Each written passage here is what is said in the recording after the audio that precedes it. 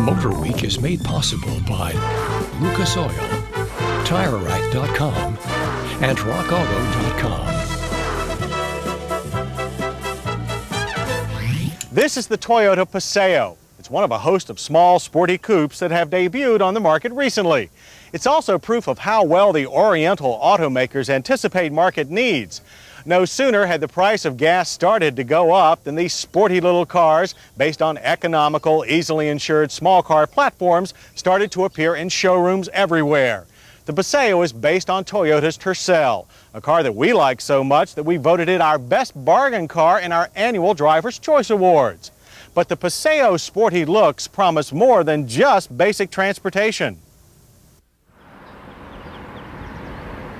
As we usher in the Paseo to take its place among Toyota's sporty lineup, we also bid a fond adieu to the Corrola SR5 and GTS, which the Paseo replaces. If the sleek, rounded shape of the Paseo, with its flush-mounted headlights and rakish rear window, looks even a little familiar, there's a reason: contemporary design. Which means all of its contemporaries are using a similar design. But it's styling that works, or more important, sells.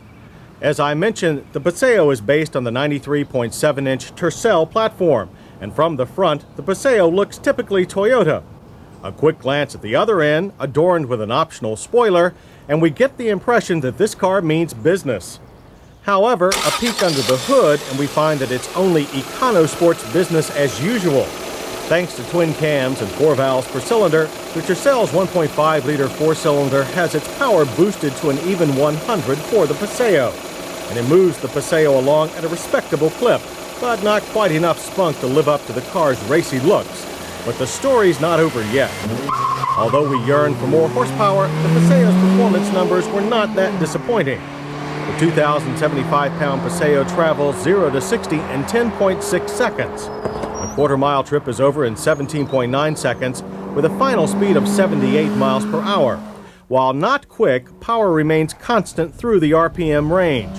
Plus, it's slow enough to please insurance companies everywhere. What the Paseo lacks in get up and go, it makes up for in mileage. EPA estimates with the 5-speed manual are 28 city and 34 highway. Our combined stop and go and highway driving loop average 30 miles per gallon. Making its way through the slalom, the Paseo's McPherson struts in the front and trailing torsion beams in the rear produce typical Econobox handling. Front plow is heavy, and the softly sprung suspension produces an excessive amount of body roll. Although it felt like the car would lose contact, it never lost its grip.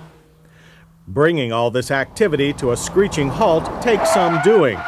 60 to 0 requires an average of 135 feet. The brakes lock easily when hot, but control and stability are good. Unfortunately, anti-lock brakes are not available. Like all Econo sports coupes, the Paseo's interior comes straight from its frugal brother.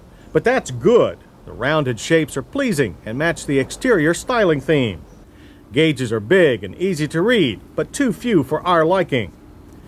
Getting comfortable in the Paseo is accomplished by manual adjustments to the cloth-covered bucket seats, but you are limited to the basic moves. While some of our staff found the seats to be on the hard side, they do provide good back support.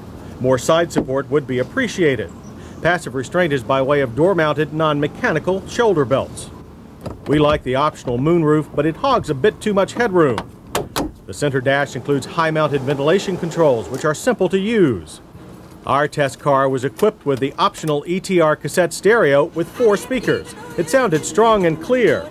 But the best place to keep your cassettes is in the back seat, because you surely won't get an adult back there. This is a 2+2 model with both head and legroom seriously lacking. The full folding seat back helps turn the area into useful space, and when combined with the trunk, there is a very generous 29 cubic feet of cargo room. Fortunately, you won't need a trunk load of greenbacks to drive the Paseo home.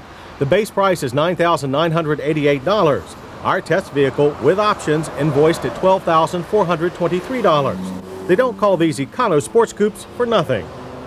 Our list of hits for the Paseo includes its reasonable price and sporty styling, acceptable all-round performance, and its enviable gas mileage. On our miss list, we would like a little more horsepower to match the car's sporty profile. More front headroom would be fine too, and the brakes lock too easily after several hard stops. Safety-wise, the Paseo lacks airbags, but does have 3-point rear outboard seatbelts. Anti-lock brakes are not available as they are on some competitors.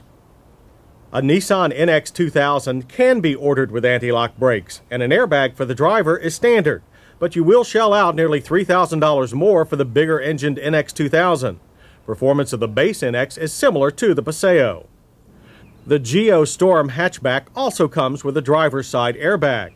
The Geo's engine closely matches the Paseo's performance numbers. While the Storm hatchback's price is slightly higher, it also has more cargo room. However, when it comes to quality, the Paseo has the edge. As we've said, the Paseo's sporty looks promise more than just basic transportation, and it delivers. Now, a true sports car, the Paseo is not, but a reliable, economical sporty coupe it is. One that combines looks and a modest amount of power to become a head-turner that's affordable and fun to drive.